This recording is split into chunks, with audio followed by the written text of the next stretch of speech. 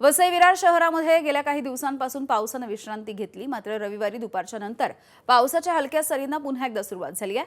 पावसामुळे शहरामधल्या अनेक ठिकाणी हळूहळू पाणी देखील साचू लागलंय।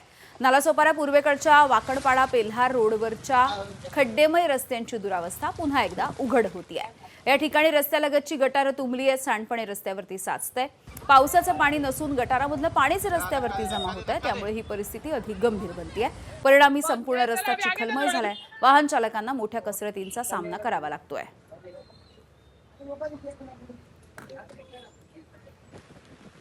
वसई विरारमध्ये दुपारनंतर पावसाच्या हलक्या सरी पडायला सुरुवात झालेली आहे आणि मी सध्या आता नालासोपारा पूर्वेकडील वाकणपाडा पेल्हार रोडवर आहे। हा रस्ता मुख्यतः महामार्ग नालासोपारा महामार्गाला जोडला जातो।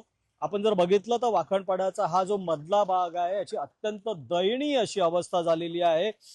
गटार बाजूला जे आहे तुटलेला आहे आणि त्यामुळे हा संपूर्ण पाणी जे आहे या ठिकाणी जमा झालेला आहे। या ठिकाणी खड्डा आहे आणि गटाराचं पाणी या ठिकाणी जमा होतं, त्यामुळे अक्षरशः हा रस्ता पूर्णपणे धुवून निघालेला खडीच खडी या ठिकाणी दिसत आहेत आणि या रस्त्यावरून जाताना वाहन चालकांना तारेवरची कसरत करावी लागत आहे। अनेक वाहनं या ठिकाणी बंद पडत आहेत आणि या पावसामुळे हा जो रस्ता जलमय झालेला आहे, अक्षरशः रस्त्याची चाळण या ठिकाणी झालेली आहे। दुपारनंतर वसई विरारमध्ये पावसाचा जो रिमझिम पाऊस आहे हा कोसळायला सुरुवात झालेली आहे। कित्येक दिवसापासून पावसाने विश्रांती घेतली होती, मात्र आता पावसाची जी सुरुवात आहे ही आता कुठे होताना दिसून येत आहे। प्रभाकर कुडालकर, एबीपी माझा, नालासोपारा।